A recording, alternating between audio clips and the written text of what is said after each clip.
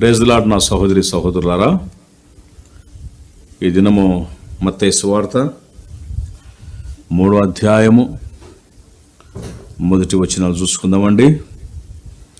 శ్రద్ధగా దేవుని వాక్యాన్ని విందాం.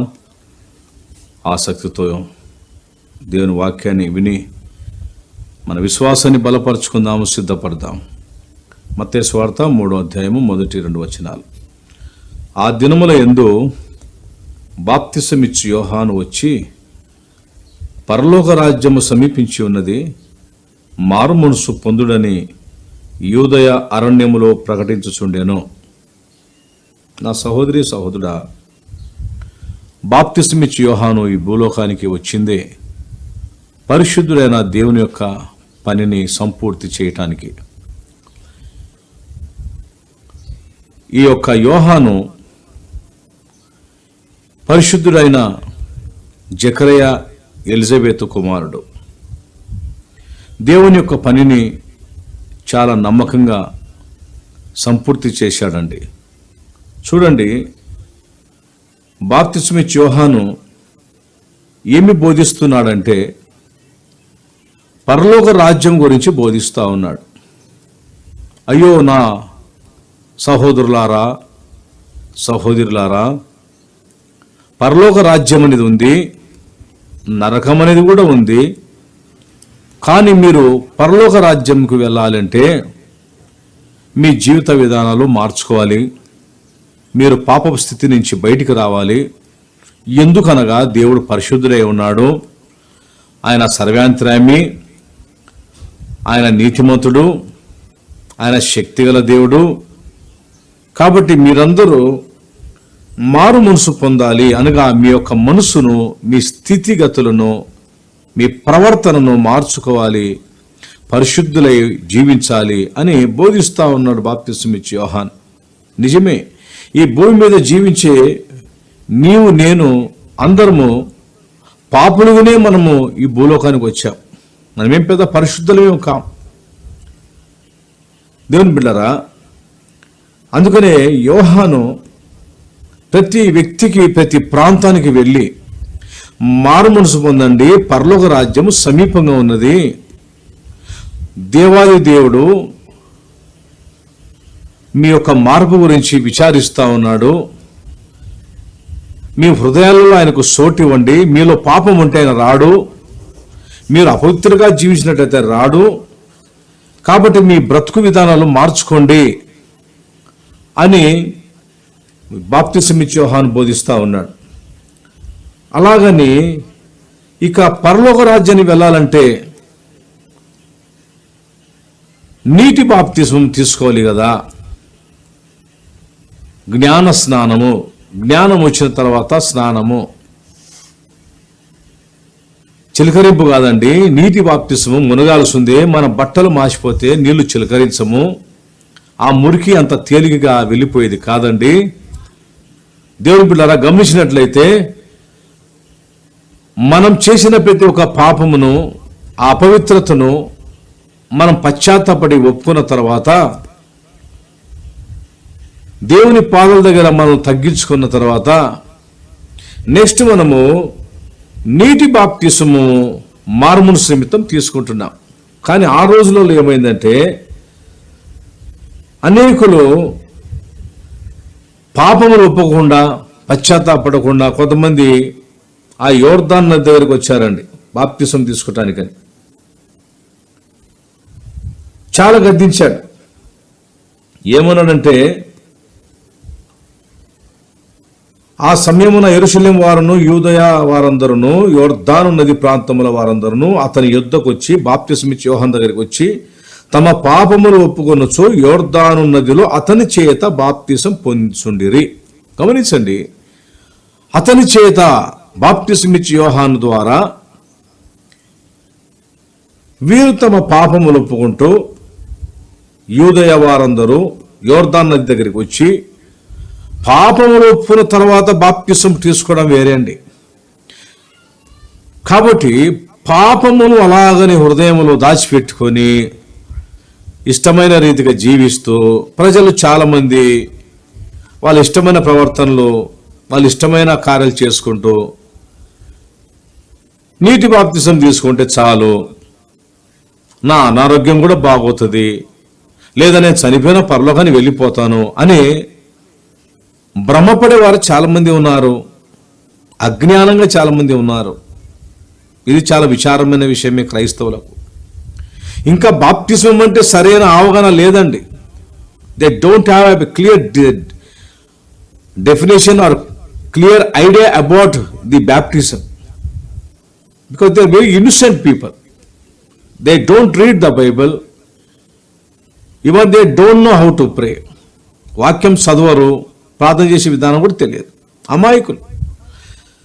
అయితే ఒకసారి బాప్తిసం ఇచ్చే యోహాను అక్కడున్న ప్రజలు చూసి పరిసయ్యులను సదుకాయులను అనేకులు బాప్తిసము పొందవచ్చుట చూచి, ఏంది వీళ్ళంతా వస్తున్నారేంది, ఎగేసుకొని పరిగెత్తుకొని వస్తున్నారేంది బాప్తిసం కొరకు? సర్పసంతానమా, రాబో ఉగ్రతను తప్పించుకున్నటకు మీకు బుద్ధి చెప్పిన వాడేవాడు? రాబో ఉగ్రతను తప్పించుకున్నటకు మీకు బుద్ధి చెప్పిన వాడేవాడు? అంటే అసలైన పశ్చాత్తాపడి నిజమైన మారుమనసు పొంది దేవుని యథార్థంగా జీవిస్తూ దీనంగా పరిశుద్ధంగా బ్రతుకుతూ ఇక దేవుని ఎదుట మనసాక్షి సరి చేసుకొని మనుషుల దగ్గర మనసాక్షి సరి చేసుకుంటూ నీటి బాప్తిసం తీసుకుంటే పర్వాలేదండి. అది దేవునికి ఇష్టమైనది. అందుకని అక్కడ సర్పసంతానమా, దేవుని బిడ్డారా, పరలోక రాజ్యానికి అందరూ చేరుకోవాలనుకుంటా ఉన్నారు. అంత తేలిగ్గా చేరుకోరండి పరలోక రాజ్యానికి. దేవుని రాజ్యములో నువ్వు వారసుడివి కావాలంటే, నువ్వు వారసురాలివి కావాలంటే యేసు ప్రభు ఒక రక్తములో కడగబడాలి. ఎందుకంటే పాపములు క్షమించే అధికారం కేవలం యేసుక్రీస్తు ప్రభుకు మాత్రమే ఉంది. 1 కొరింథీ రాసిన పత్రిక 6వ అధ్యాయము 9 అన్యాయస్తులు దేవుని రాజ్యమునకు వారసులు కానేరని మీకు తెలియదా? చూడండి, అన్యాయస్తులు దేవుని రాజ్యమునకు వారసులు కారనిది సంగతి మీకు తెలియదా? మోసపోకుడి. అంటే అన్యాయస్తులు దేవుని రాజ్యంలో చేరలేరండి. మోసపోబాకండి. జారులైనను, విగ్రహారాధికులైనను, వ్యభిచారులైనను, ఆడంగితనము గలవారైనను, పురుష సంయోగులైనను, దొంగలైనను, లోబులైనను, త్రాగుబోతులైనను, దూషకులైనను, దోచుకొని వారైనను దేవుని రాజ్యమునకు వారసులు కారు, దేవుని రాజ్యములోకి చేరరు. అది చెప్తున్నాడు పౌలు గారు ఇక్కడ 1 కొరింథీ 6:9 9-10.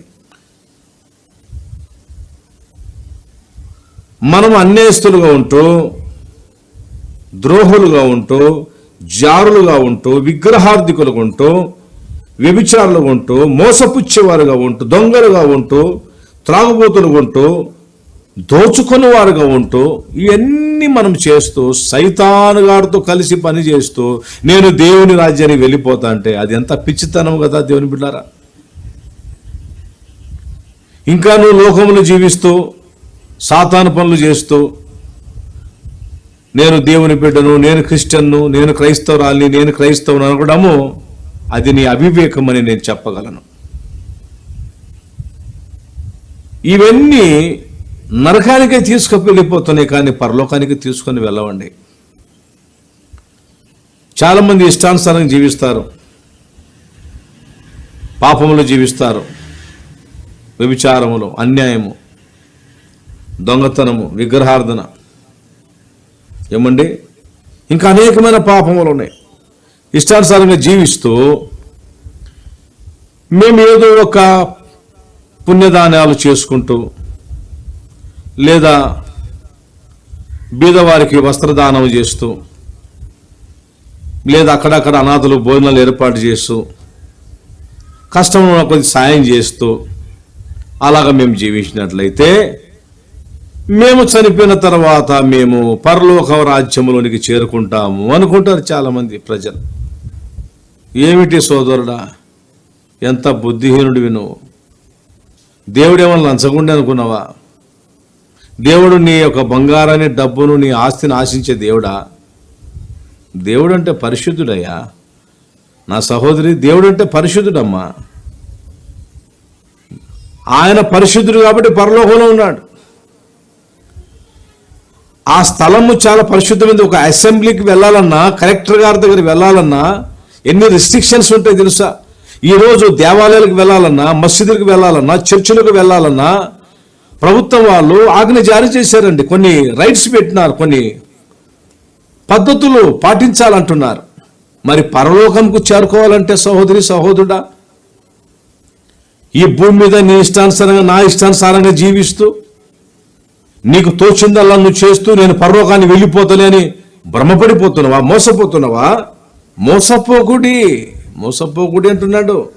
జారులైనను, విగ్రహారధికులైనను, వ్యభిచారులైనను, ఆడంగితం గలవారైనను, పురుష సంయుగులైనను, దొంగలైనను, లోబులైనను, త్రాగుబోతులైనను, దూషకులైనను, దోచుకుని వారైనను దేవుని రాజ్యానికి వారసులు కానేరరు. వీరు ప్రవేశించలేరు, కష్టం అంటున్నాడు. దేవుని బిడ్డారా, మరి ప్రజలకు ఏమైనా అర్థమవుతుందా? ఏమండి, మన బట్టలకు మురికి తగులుతుంటే మనము నీళ్ళలో సరఫు, అవి డిటర్జెంట్స్, రకరకమైన పర్ఫ్యూమ్స్ అవి వేసి మనము బట్టలు ఉతుక్కుంటున్నాం, శుభ్రం చేసుకుంటున్నామండి. మనిషి శరీరంతో చేసిన పాపములను నువ్వు వేడుకుని వెళ్ళి నదిలో నీళ్లు స్నానం చేస్తే, ఏదో ఒక జలములో నువ్వు మునుగుతే, చాలామంది జంతువులు బలిస్తారు వారి పాప క్షమాపణ నిమిత్తం. నువ్వు కోళ్ళు, గొర్రెలు, జంతువులు బలిస్తే నువ్వు క్షమించబడతావా? కాదా? అది యేసుక్రీస్తు ప్రభువారి భూలోకానికి వచ్చిన తర్వాత ప్రతి పాపాత్ముడు, పాపాత్మురాలు యేసుక్రీస్తు రక్తములో కడగబడాల్సిందే. అందుకని రాస్తున్నాడు యోహాను రాసిన మొదటి పత్రికలో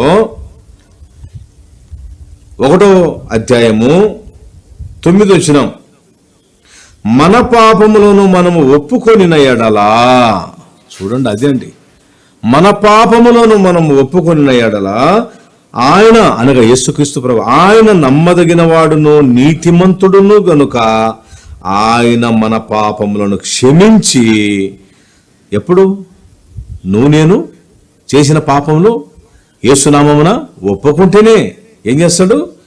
మన పాపములను క్షమించి సమస్త దుర్నీతి నుండి మనల్ని పవిత్రులుగా చేను కడిగేస్తాడు. ఆయన రక్తంతో కడుగుతాడు. మనల్ని ఆయన రక్తంతో కడుగుతాడు. ఎఫెసీ రాసిన పత్రిక 2వ అధ్యాయము 7వ వచనం చూసుకుందామండి. ఎఫెసీ రాసిన పత్రిక 2వ అధ్యాయము 7వ వచనం, యేసుక్రీస్తు నందు ఏమండి ఆయనతో కూడా లేపి పరలోకమందు ఆయనతో కూడా కూర్చుండబెట్టెను. ఎంత ప్రేమల దేవుడు అండి. కాబట్టి నన్ను క్రీస్తు యేసునందు మనలను ఏం చేశాడో లేపినాడు. దేవాది దేవుడు, సృష్టికర్త అయిన తండ్రి యేసుక్రీస్తు ప్రభు వారు చనిపోయినారు, 3 రోజులు లేచాడండి. మనం ఎప్పుడైతే మన పాపపు స్థితిని గుర్తించి మన పాపములను ఒప్పుకుంటామో, పశ్చాత్తాపడి దేవా నన్ను క్షమించు, యేసుప్రభా నన్ను మీ రక్తంతో కడగయ్యా, నన్ను కుమార్తెగా నీ కుమారుడిగా చేసుకోయ్యా అని ఏదో ₹1 అడగలేదు యేసుప్రభు వారు. ఎందుకు అనవసరంగా ఆ కొండలెక్కి ఈ కొండలెక్కి అనవసరంగా వేలు లక్షలు ఖర్చు పెట్టుకుంటున్నావు? ఎందుకు ఇంకా నువ్వు సత్యం తెలుసుకోలేకపోతున్నావు? సోదరుడా, సహోదరి, ఇంత నువ్వు దయ్యం చేత కొట్టబడుతున్నా చూడా, దురాత్మల చేత నీవు, నీ బిడ్డలు, కుటుంబం అంతా కొట్టబడుతున్నా కూడా నీకు ఇంకా జ్ఞానమే రావటం లేదు, నీకు గ్రహింపే రావటం లేదమ్మా. ఎంత విచారిస్తాడు నిన్ను నన్ను సృష్టించిన తండ్రి. అయ్యో నా కుమార్తె, నిన్ను సృష్టించిన వాడు నేను, అయ్యో నిన్ను బాగు చేసిన వాడు నేను, నీ కొరకు నేను ప్రాణం పెట్టాను భూలోకానికి వచ్చి. ఎవరి కోసం వచ్చి ప్రాణం పెట్టాను అనుకున్న యేసుక్రీస్తు ప్రభు వారు? ఇజ్రాయేల్ కొరక, కేవలం యూదుల కొరక, లేదా ఇజ్రాయేల్ కొరక? ప్రపంచంలో ఉన్న మానవాళి కొరకు, ఈ భూమి మీద బ్రతుకుతున్న ప్రతి ఒక్క మనిషి కొరకు. మన పాపపు శిక్షను యేసుక్రీస్తు ప్రభు వారు ఆయన శిలువ మీద మోసుకున్నాడు. నా సహోదరి, సహోదరుడా, నిన్ను ప్రేమించినాడు, నన్ను ప్రేమించినాడు. నీవు ఆ పాప భారాన్ని మోసుకెళ్ళవు, ఆ శాపాన్ని మోసుకెళ్ళవు. కాబట్టి దేవాది దేవుడు క్రీస్తు యేసునందు మనలను ఆయనతో కూడా లేపి పరలోకమందు ఆయనతో కూడా కూర్చోబెట్టినట్టు ఎంత ఇష్టపడుతున్నాడయ్యా తండ్రి. నువ్వు ఎందుకు గుర్తించలేవు? 13 వచనం అంటాడు, ఎఫెసీ రాసిన పత్రిక 2వ అధ్యాయము 13వ వచనం. అయినను మునుపు దూరస్తులైన మీరు, అంటే మనం ఇంతకుముందు ఎక్కడున్నాం? మనము యేసు ప్రభువు నమ్ముకోలేదు కదా. పాపములు ఉంటుంది, అపవిత్రతలు ఉంటుంది, పందుల్లాగా బురదలో బొరలాడినాం మనం. మనకు తెలియదు అసలు దేవుడు అంటే, ప్రేమ అంటే, క్షమాపణ అంటే, యేసు అంటే. ఇప్పుడు ఏమంటున్నాడు పౌలు? మునుపు దూరస్తులైన మీరు అనగా మనము ఇప్పుడు క్రీస్తు యేసునందు, క్రీస్తు రక్తము వలన, క్రీస్తు యేసునందు ఊరికే కాదు, క్రీస్తు ప్రభు వారు కార్చిన రక్తము వలన సమీపస్తులై ఉన్నారు. ఈరోజు నువ్వు నేను సృష్టికర్త అయిన తండ్రికి సమీపస్తులమైనాము, యేసు ప్రభుకు మనం సమీపస్తులైనాము, దేవానికి వందనాలు ఆయన అని చెప్పగలుగుతున్నామంటే ఈరోజు మనము హాయిగా భోజనం తిని, ఒక 3 పూటలు తిని, చక్కగా బట్టలు ధరించుకొని స్వామి దేవుడా అని 4 గోడల మధ్య ప్రార్థన చేయగలుగుతున్నామంటే పరలోకపు దేవుడు మనకిచ్చిన మంచి సహవాసం అండి. యేసుక్రీస్తు ప్రభు, ఆయన కుమారుని యేసుక్రీస్తు ప్రభును నీకు నాకు ఆయన మంచి స్నేహితుడిగా, రక్షకుడిగా ఇచ్చాడు ఆయన. ఇంతకుముందు సాతాను సంబంధికులతో సహవాసం చేశాము, సమాధానం లేదు, నెమ్మది లేదు, మార్పు లేదు జీవితంలో. కానీ ఈరోజు మనము సమీపంగా ఉన్నామంటున్నాడు పౌలు. ఎంత చక్కగా రాశాడంటే, మునుపు దూరస్తులైన మీరు ఇప్పుడు క్రీస్తు యేసు నందు క్రీస్తు రక్తము వలన సమీపమస్తులై ఉన్నారు. Now we are near to the lord by the blood of Jesus. What a great relationship with our Holy Father God has given us. ఎంత గొప్ప ఆ సంబంధము దేవాది దేవుడు నీకు నాకు అనుగ్రహించాడు తన కుమారుని యేసు ప్రభు ద్వారా. దూరం ఉంటుంది మనం. మన పాపాలను బట్టి చూస్తే, మన నీచమైన స్థితిని బట్టి గమనించుకుంటే, ఒక్కసారి ఆలోచిస్తే నేను మనను ప్రపంచం రాళ్ళతో కొట్టి చంపుతుంది. అలాంటి యేసయ్య తను తానే శిలువ మీద ప్రాణం సమర్పించుకున్నాడు, బలైనాడు. నా సహోదరి సహోదరుడు, ఎవరు నీ కాళ్ళతో, నా కాళ్ళతో, నా చేతులతో, నీ చేతులతో, నీ తలంపుల ద్వారా నువ్వు చేసిన పాపము, నీ ప్రక్క ద్వారా నువ్వు చేసిన పాపానికి, నీ పాదాలతో నువ్వు చేసిన పాపానికి యేసయ్య మేకులు కొట్టించుకున్నాడు, తల మీద ముళ్ళ కిరీటం పెట్టించుకున్నాడు. ఎంత ప్రేమ గలవాడు తెలుసా ఆయన. నా సహోదరి సహోదరుడా, యేసు ప్రభు రక్తంలో మనం కడగబడాలని, యేసు క్రీస్తు ప్రభు రక్తంలో కడగబడితేనే మానవుడు పరలోక రాజ్యములు అడుగుపెట్టేది. అందుకని యేసయ్య అన్నాడు, నా ద్వారా తప్ప ఎవరు తండ్రి యొద్దకు పరలోకానికి చేరరన్నాడు, రారన్నాడు. ఎందుకంటే ఆ రూటు, పరలోక రాజ్యానికి వెళ్ళే రూటు కేవలం ఒక యేసు ప్రభుకే తెలుసు. దేవుని బిడ్డారా, అలాంటప్పుడు నువ్వు ఎవరిని నమ్ముకుంటావు? యేసు ప్రభు అన్నాడు, నేను లోకమునకు వెలుగై ఉన్నాను. నువ్వు వెలుగును నమ్ముతావా, చీకటి నమ్ముతావా?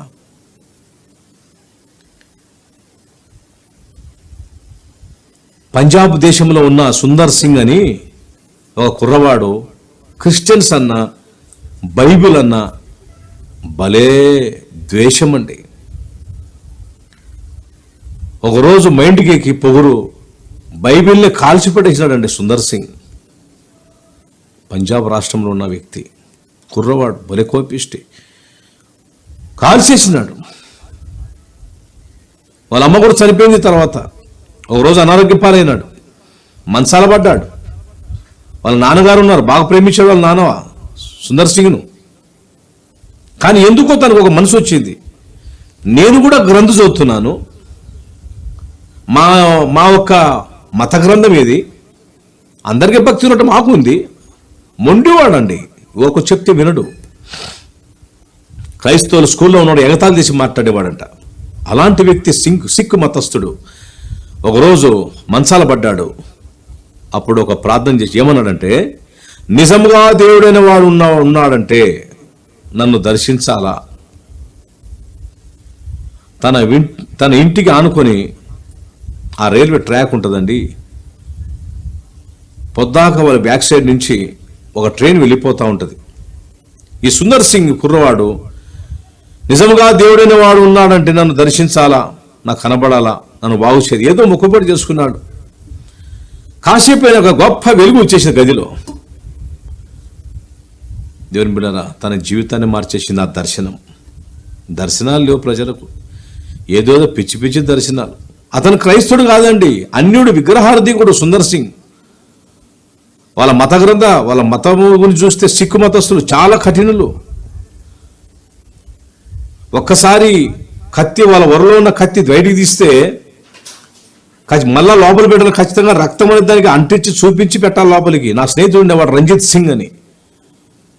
నేను ప్రైమరీ స్కూల్లో ఉన్నప్పుడు అతను చిన్న కత్తి తెచ్చుకునేవాడు. అప్పుడు చూపించాడు నాకు, మా మతంలో ఇలా ఉంది అని, ఇలాంటి ఆచారాలు ఉన్నాయి మాకు అని చెప్పేవాడు. రక్తము చాలా విలువైంది, అది యేసు రక్తము.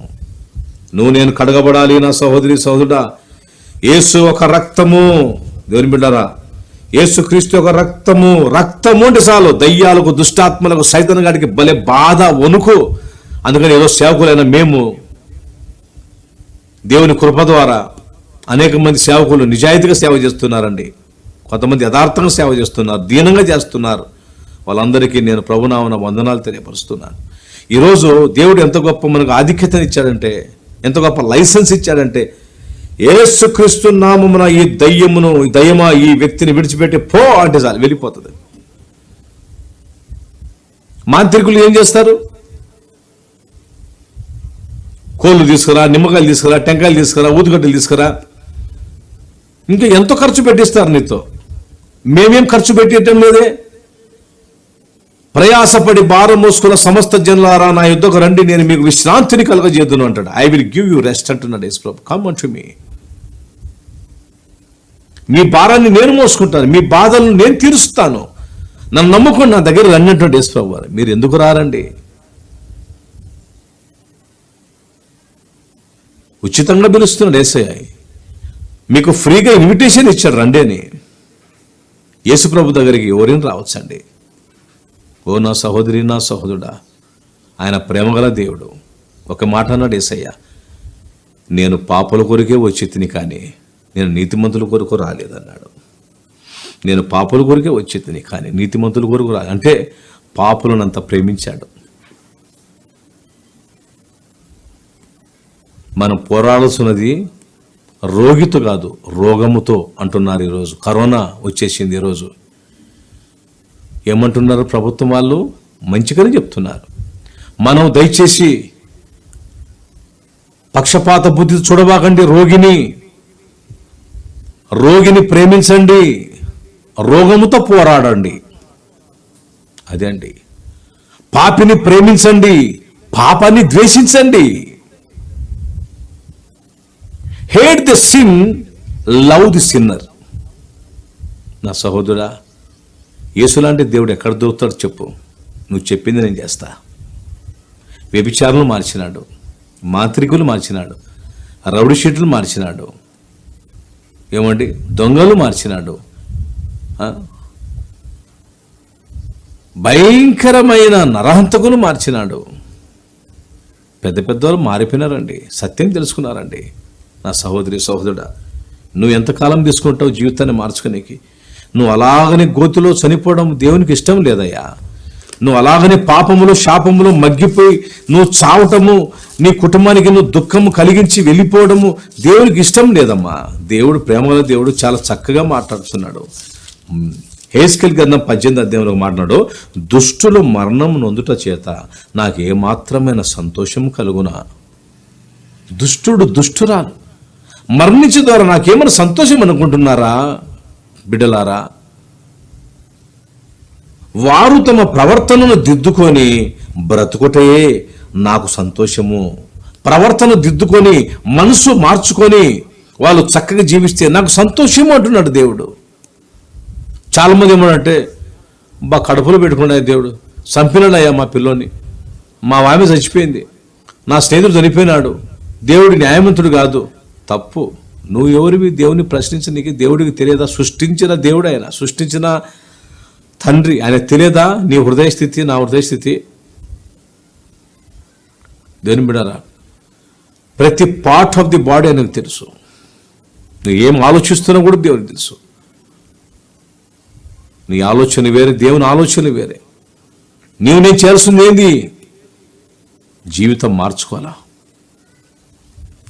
ప్రవర్తన దిద్దుకోమంటున్నాడు.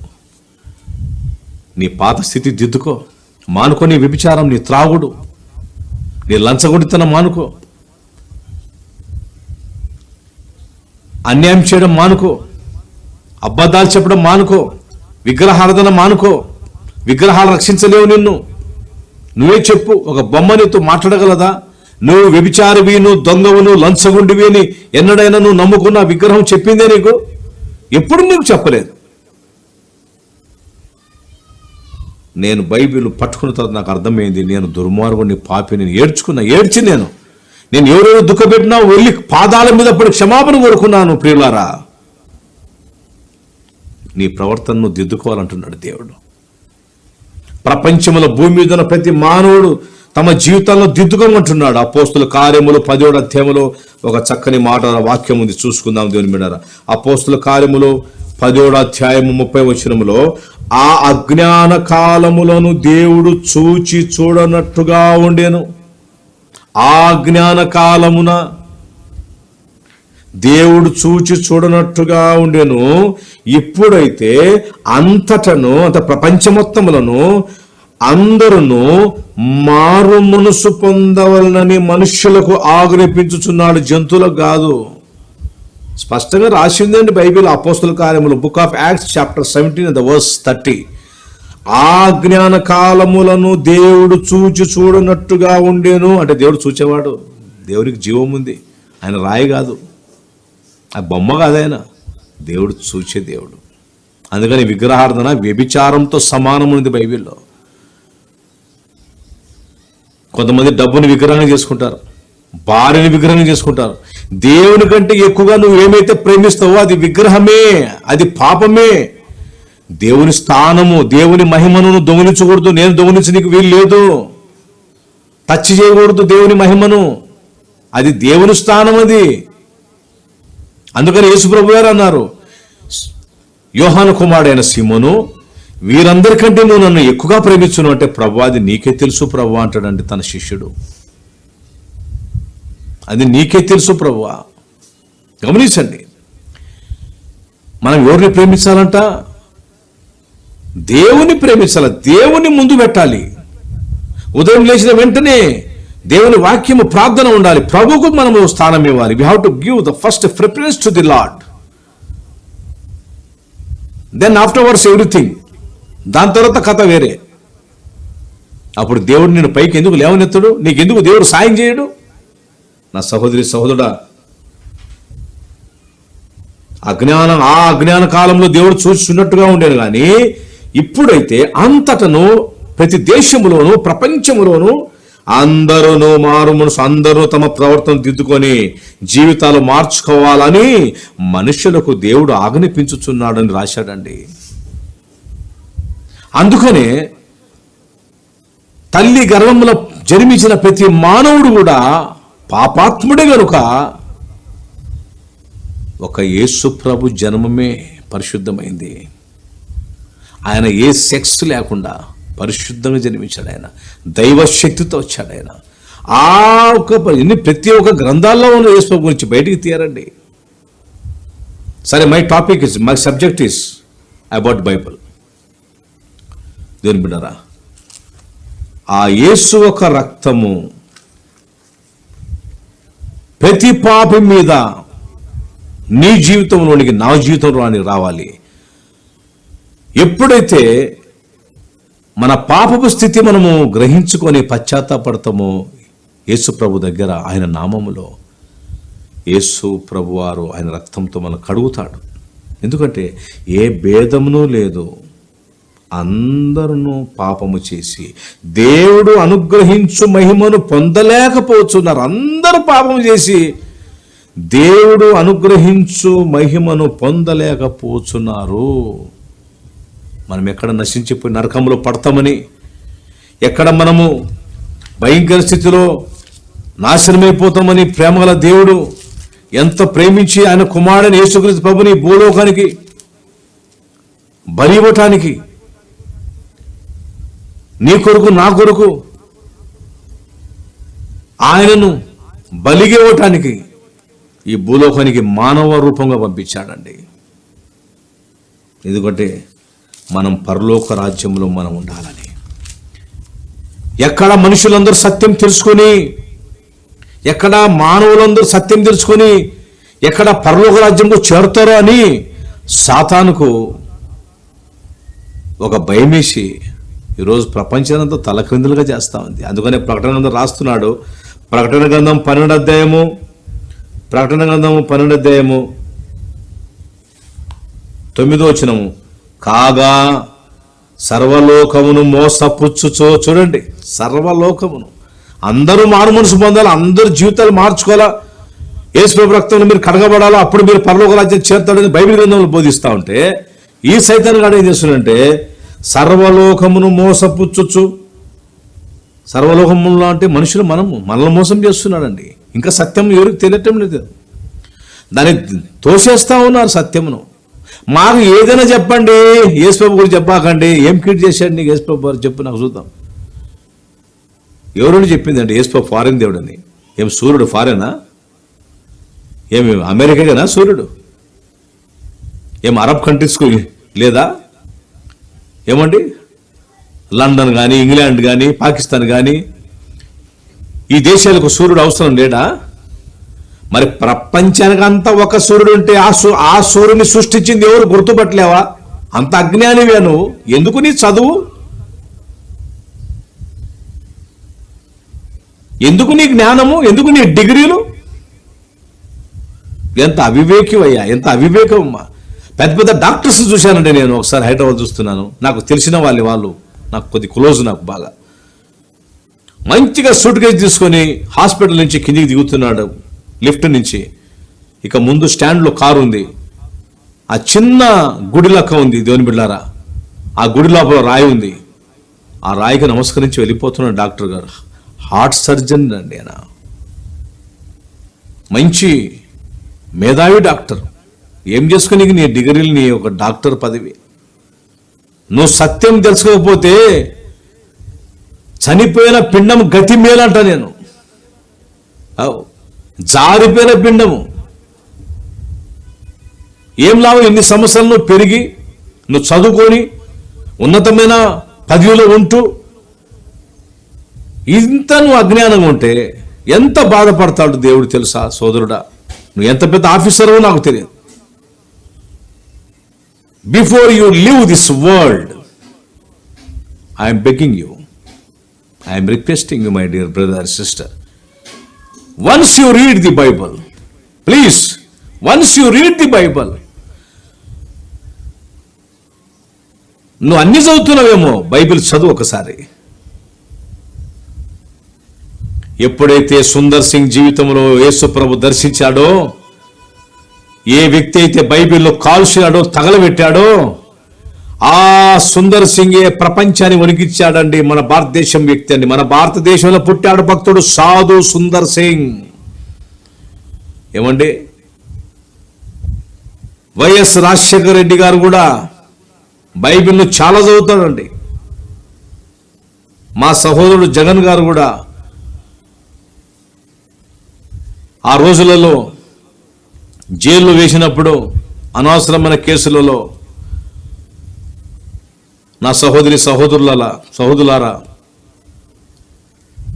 బైబిల్ను చదువుతూ ఉండేవాడు, దేవుని వాక్యానికి సమీపంగా ఉంటుండేవాడు. ఈరోజు కొన్ని మంచి కార్యాలు చేస్తూ ఉన్నాడు ఈరోజు మన రాష్ట్రానికి. నేను చెప్పేది ఒకటే సోదరుడా, మంచిది చేసేవాళ్ళు దేవుని సంబంధులు, చెడు చేసేవాళ్ళు సాతాను సంబంధులు. జీవితాలను మార్చుకున్నారండి. భయంకరమైన విగ్రహార్థికుడుగా ఉండేవాడు, బాంబుల బెన్ని అని. దేవుని బిడ్డారా, ఎన్నో ప్రాంతాల్లో స్టేజ్ మీద ఎక్కి సాక్షి చెప్పాడు, యేసు ప్రభు నా జీవితం మార్చాడని. ఆయన కూడా అన్యుడండి, ప్రభువుని తెలుసు, యేసయ్యను నమ్ముకున్నాడు. ఎత్తుగా నల్లగా, ఆయన భార్య కూడా అజానుభావురాలంట. ఎక్కడైనా బాంబులు వేయాలంటే భార్య బుట్టల నుంచి బాంబులు అందించిందంట భర్తకు. బాంబులు బెన్ని అనే సహోదరుడు కూడా మారిపోయినాడండి. కిషన్ సింగ్ అనే కొంతమంది గజ దొంగలు కూడా మారిపోయినారండి. పెద్ద పెద్ద నక్సలెట్ మారిపోయినారు. ఓ నా సహోదరి సహోదరుడా, ఎందుకంటే సత్యం తెలుసుకున్నారు. సాతానుగాడు మోసం చేస్తున్నారు ప్రపంచాన్ని, తెలుసుకున్నారు వాని కథ. సర్వలోకమును మోసపుచ్చుచు అపవాది అనియు సాతాననియు పేరుగల ఆది సర్పమైన ఆ మహాఘట సర్పం పడద్రోయబడెను. సర్పమును ముద్దు పెట్టుకుంటావా? అది కాటేస్తే దెబ్బ చనిపోతావు. చూడు, బైబిల్ రాసింది, శపించిందండి పాపం. అసలు పాము అంటేనే శపించబడినది. నీవు భూమి మీద నేల మీదను ప్రాకాల అన్నాడు దేవుడు, శపించినాడు. నువ్వు మట్టి తింటావు నువ్వు అన్నాడు. ఎందుకంటే హవ్వను మోసం చేసిందండి. ఏదైనా తోటలో మోసం చేసిందండి. చూడండి ఎంత కుయుక్తిగా ఉంటుందో పాము, సర్పము. ఇట్లా చూసి అటు చూసి లోపల సరక్కని పారిపోద్దండి. ఒకరోజు ఆ పాము పిల్ల మా కూలర్ దగ్గర పండుకుంది. నేను ప్రార్థన చేసుకొని మధ్యరాత్రి 2 గంటలకు లేచాను. నేను జస్ట్ వాష్రూమ్కి ఉపయోగిస్తామని. నాకు దేవుడు చెప్తున్నాడు, ఒకసారి కింద చూడు, కింద చూడు అన్నాడు. ఒక స్వరము. కింద చూశాను, పండుకొని ఉంది. కాలు కింద వేసి తొక్కినండి, చంపిన. ఇంకా లైట్ వేసి దాన్ని చంపేది టైం నాకు లేదు. దాదాపు 10-20 సార్లు కాలు ఎత్తి తొక్కి ఇంత సర్పం అండి. తీసి అవతల పడేసిన. దాన్ని ముద్దు పెట్టుకోమంటావా? దాని ఆకారమే భయంకరంగా ఉంటుందండి. దేవుడు ప్రేమ గలవాడు, భయపించేవాడు కాదు. యేసు ప్రభు చుట్టూ నువ్వు ఎన్ని పెట్టినా కూడా, అందరినీ పెట్టినా కూడా 0 మార్కే. అందుకనే ప్రభు, నా శాంతిని, నా సమాధానమే నేను మీకు ఇస్తాను అన్నాడు. అంత సమాధానకర్త ఆయన. నా సహోదరి సహోదరుడు, యేసు ప్రభుని నమ్ముతావా? యేసు ప్రభుని నమ్ముకో. నిజాయితీలోనికి రా, యథార్థతలోనికి రా. దేవుడు తప్పక నేను క్షమిస్తాడు. దేవుడు తప్పక నేను లేవనెత్తాడు. అందుకని ఆనాడు ప్రజలందరూ కూడా బాప్తిసమిచ్చి యోహాను చెప్తున్న ఓ బోధ విని, బాప్తిసమిచ్చి యోహాను చెప్తున్న ఆ ప్రకటన విని, పరలోక రాజ్యము సమీపించి ఉన్నది, మారు మనసు పొందుడని యూదయ అరణ్యములో ప్రకటించుచుండెను. ఈరోజు యేసు ప్రభువు వారు బోధకులైన మాకు బాధ్యత పెట్టాడండి. శిష్యులకు చెప్పాడు అన్నాడు, మీరు సర్వలోకంకు వెళ్ళి అన్నాడు. మన ఇండియాకు వచ్చాడు శిష్యుడైన తోమా. మొట్టమొదటిగా క్రైస్తవులని వాళ్ళు తయారైనంటే కేరళ బ్రాహ్మణ్స్ అండి. కేరళలో బ్రాహ్మణ్స్ యేసు ప్రభువును ఫస్ట్ నమ్ముకుంది భారతదేశంలో. ఇంకా మన వాళ్ళు దొంగ క్రైస్తవులు ఉన్నారు. మన వాళ్ళు చెప్పాలంటే సిగ్గు లేకుండా, ఇంకా సరైన లోతైన భక్తి లేదు. విగ్రహార్థికులు యేసు ప్రభువును నమ్ముకున్నారంటే భలే గట్టిగా ఉంటారండి. అంటే లోతైన పునాది వేసుకున్న వాళ్ళే. మళ్ళా దాంట్లో దొంగలు కూడా ఉన్నారు కొంతమంది. కేవలం మేలు చూసి తర్వాత పారిపోయేవారు చాలా మంది ఉన్నారు. యూట్యూబ్లో చూస్తా ఉన్నా నేను.